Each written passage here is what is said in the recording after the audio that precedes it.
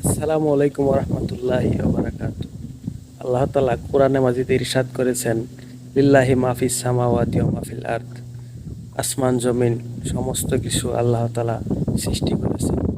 সুতরাং আল্লাহ তাআলার সৃষ্টি কত সুন্দর। আমরা দেখতে পাচ্ছি আশেপাশে অথই পানি এবং সুন্দর আকাশ, প্রকৃতি ইত্যাদি।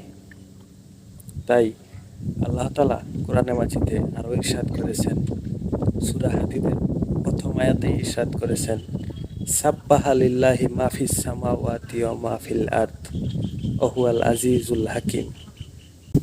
আসমান জমিন তারকারাজি যত কিছু আছে সবকিছুই মহান আল্লাহ তাআলার পবিত্রতা ঘোষণা করে।